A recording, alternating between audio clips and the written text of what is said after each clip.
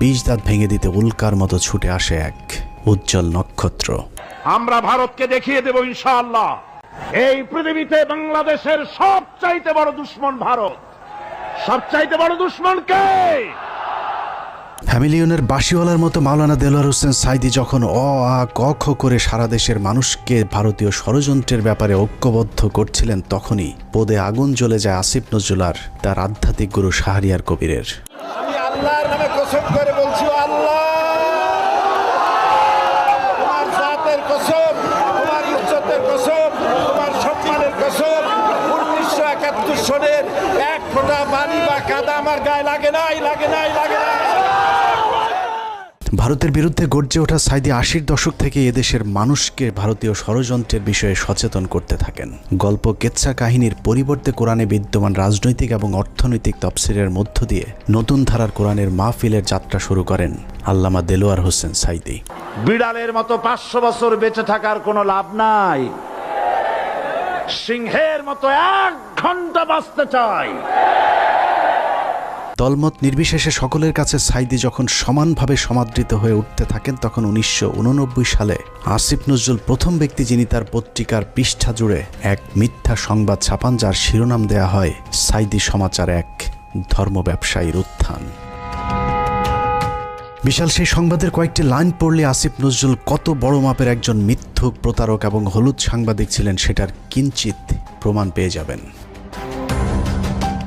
লেখার শুরুতেই সাংবাদিক আসিফ নজরুল লেখেন, মাওলানা দেলোয়ার হোসেন সাঈদী বিরোধী সাম্প্রতিক গণবিক্ষোভের মধ্য দিয়ে দেশে মৌদুদিবাদ এবং ধর্ম ব্যবসার রাজনীতির অগ্রহণযোগ্যতা আবারও প্রমাণিত হয়েছে। সিলেট, ঢাকা, চট্টগ্রাম সহ দেশের বিভিন্ন স্থানে জামাতের মঞ্চনায়ক সাঈদীর বিরুদ্ধে স্বতঃস্ফূর্তভাবে জনমত গড়ে উঠেছে। পিরোজপুরের এই মাওলানার জীবনে বিতর্কের সূচনা আগে থেকেই। শর্ষিনা মাদ্রাসায় ৫ম ক্লাসের ছাত্র থাকাকালীন অবস্থায় জামাত রাজনীতি সংশ্লিষ্ট থাকার সন্দেহে তাকে মাদ্রাসা থেকে বের করে দেওয়া হয়। তারপর তিনি লেখেন, শর্ষিনা মাদ্রাসার পর তিনি খুলনা আলিয়া মাদ্রাসায় ভর্তি হন। সে মাদ্রাসা থেকে তিনি কামেল পাশ আদৌ করেছেন কিনা এ নিয়ে দেশের আলেম সমাজের প্রচুর সন্দেহ রয়েছে। দেশের শতাধিক আলেম এ বিষয়ে সত্যতা প্রমাণের জন্য সাঈদীর প্রতি একাধিকবার চ্যালেঞ্জ ছুড়ে দিলেও দেলোয়ার হোসেন সাঈদী নাকি কখনোই সেই চ্যালেঞ্জ গ্রহণ করেননি। সাঈদীর ইসলাম শিক্ষার পরিপূর্ণতা নিয়ে প্রশ্ন থাকলেও তার কণ্ঠ চটলতা এবং শ্রোতা আকর্ষণ ক্ষমতা বরাবরই দ্বিধাহীনভাবে স্বীকৃত। বিভিন্ন টকশোতে ব্যক্তিগত আক্রমণ করার বিরুদ্ধে সবক দেয়া আসিফ নজরুল তার সেই লেখায় দেলোয়ার হোসেন সাঈদীকে চরমভাবে ব্যক্তিগতভাবে আক্রমণ করেছিলেন। তিনি লিখেছেন, বিভিন্ন সূত্রের দেয়া তথ্য অনুযায়ী স্বাধীনতা যুদ্ধের আগেই কণ্ঠ সম্পদকে অবলম্বন করে সাঈদী পিরোজপুরের গড়ের হাটে সুর করে আতর, তসবিহ, ধর্মীয় পুস্তক বিক্রি করে জীবিকা নির্বাহ করতেন।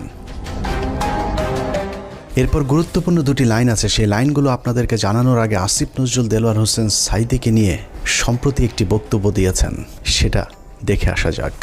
একমাত্র দেলোয়ার হোসেন সাঈদী ছাড়া আমার জানা মতে আর কি বাকি সবারই আপনার যতটুকু আমি পড়াশোনা করেছি ইনভলভমেন্ট ছিল। হঠাৎ করে দেলোয়ার হোসেন সাঈদীকে নির্দোষ দাবি করা আসিফ নজরুল ১৯৮৬ সালে কি বলেছিল সেটা তার সেই লেখাতেই রয়েছে। আসিফ নজরুল প্রথম ব্যক্তি যিনি দেলোয়ার হোসেন সাঈদীকে যুদ্ধাপরাধী হিসেবে অভিযুক্ত করেছিলেন। তিনি লিখেছেন, সাঈদী স্বাধীনতা যুদ্ধের সময় পাক হানাদার বাহিনীর প্রত্যক্ষ সহযোগিতায় লিপ্ত ছিলেন। তিনি ধর্মের দোহাই দিয়ে গনিমতের মাল হিসাবে গড়েরহাট বন্দরের হিন্দু সম্প্রদায়ের বাড়িঘর লুট করেছেন এবং মদন নামে একজন হিন্দু ব্যবসায়ীর দোকান ঘর ভেঙে দিয়ে নিজের বাড়িতে নিয়ে গেছেন বলেও দাবি করেছেন আসিফ নজরুল। মুক্তিযুদ্ধের পর সাঈদী দীর্ঘ সময় পালিয়ে থাকেন এবং ১০ বছর পর নাকি নিজ গ্রামে আসেন। পুরো লেখার শুরু থেকে শেষ পর্যন্ত পুরোটাই সাঈদী সম্পর্কে যা কিছু বলা হয়েছে সব ডাহা, মিথ্যা। আর এই হচ্ছে আসিফ নজরুলের সাংবাদিকতার নমুনা।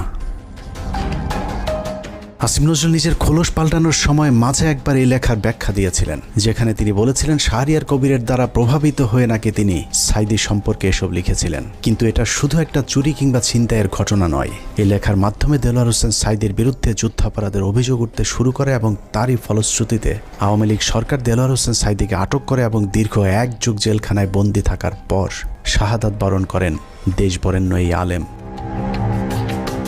আসিফ নজরুলের এক লেখায় একজন নিষ্পাপ মানুষের জীবন কেড়ে নিয়েছে। অতএব দেলোয়ার হোসেন সাঈদীর হত্যাকাণ্ডের জন্য আসিফ নজরুল প্রত্যক্ষভাবে দায়ী।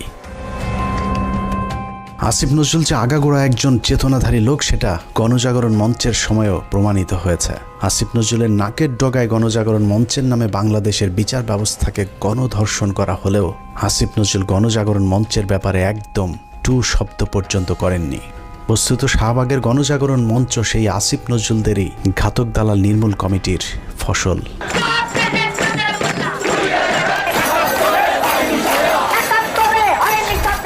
আসিফ নজরুলের কাঁধে দেয়া ভারতীয় ষড়যন্ত্রের প্রথম অ্যাসাইনমেন্ট শেষ হয়েছে। আসিফ নজরুল নিজেকে পাল্টে এখন ভারত বিরোধী আর আওয়ামী বিরোধী প্রমাণের চেষ্টা করে যাচ্ছেন। মাঝে হজ করে এসেছেন, রোজাও রাখেন, রোজার মাঝে পরকিয়া করতে গিয়ে কাপড়ও নষ্ট করেন। এখন তুমি বাসায় একা একা বসে আছো, তো যত্ন নিচ্ছে? স্বপ্ন কিছু না, আমি খালি শুয়ে ঘুমাচ্ছি আর শুয়ে আছে। চলে আসো না কেন, দেখে যাও আমাকে। হ্যাঁ, আমাকে দেখে যাও। আমিও তো চাই। জ্বর আক্রান্ত অবস্থায় পড়ে আছো এখন। আমি আসলে ইয়ে তো কেউ থাকে না কেন তোমার পাশে এখন? আসো, এসে দেখে যাও আমাকে।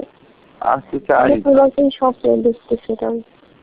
জান, আমার বউ কেন রাগ করছে? আমার সাথে এত শ্রদ্ধা সম্মান নিয়ে কথা বলতো, কেমন লাগে বলো? না তো আমি এখনই আসতাম। চলে আসো, এখন তো আসবে না বাসায়। তোমার গাড়ি নাই? না, জানি না। তুমি আসো না, কেউ আসবে না। এখন বাসার মধ্যে একটু জানলেই লাগছে আসতে। আচ্ছা ঠিক আছে। এখন আসলে আমার আর রোজা থাকবে না। আরেকজনের বউয়ের জ্বরে সেবার হাত বাড়িয়ে দেয়া সমাজসেবক আসিফ নজরুল যে এখনো ভারতীয় জ্বর, চলুন তার আরও প্রমাণ দেখা যাক। রমনা বটমূল সারা দেশে সিরিজ বোমা হামলা, নারায়ণগঞ্জ গ্রেনেড হামলা থেকে শুরু করে বাংলাদেশে ভারতীয় গোয়েন্দা সংস্থার যে কটি বড় চক্রান্ত হয়েছে তার মধ্যে একটি 21শে আগস্ট গ্রেনেড হামলা। কতটা সূক্ষ্মভাবে 21শে আগস্টের ঘটনা ঘটিয়েছে তা নিয়ে আমাদের একটি অনুসন্ধান চলছে, যা কিছুদিনের মধ্যেই প্রকাশ করা হবে। সম্প্রতি 21শে আগস্টের মামলা থেকে তারেক রহমান সহ বিএনপির সব আসামিদেরকে অব্যাহতি দেওয়া হয়েছে। তার মানে বিএনপি এই ঘটনার সাথে জড়িত নয়। অথচ এই আসিফ নজরুলই স্বভাব সুলভ জোরালো ভঙ্গিতে বলেছিলেন 21শে আগস্ট গ্রেনেড হামলার জন্য দায়ী বিএনপি এবং ওই ঘটনাটি ধামাচাপা দেওয়ার জন্যও নাকি বিএনপি চেষ্টা করেছিল। বিএনপি কি এই হত্যার ঘটনা 21শে আগস্ট আক্রমণের ঘটনা ধামাচাপা দিতে চেয়েছে? অবশ্যই চেয়েছে।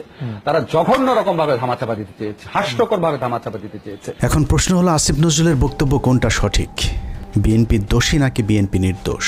যদি এখন বিএনপির চাপে তারেক রহমানকে অব্যাহতি দিয়ে থাকে তাহলে তার পদত্যাগ করা উচিত। আর যদি আগের বক্তব্য মিথ্যা হয় তাহলে সেই মিথ্যা তিনি কার পরামর্শে বলেছিলেন সেই জবাব জনগণের সামনে দিতে হবে। আসলে আসিফ নজরুল আগে যা বলেছিলেন সেটাই তার আসল চরিত্র। এখন তিনি